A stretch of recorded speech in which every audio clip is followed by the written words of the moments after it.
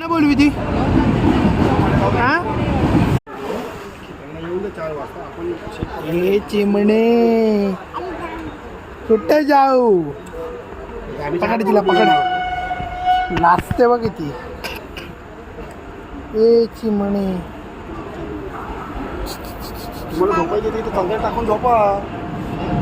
इकडे बघ हा किती लोक अशी काय का रे मारतो तुला इकडे बघ तू येऊ नकोस आता बाहेर दरवाजा बंद करतो मी काय खातेस तू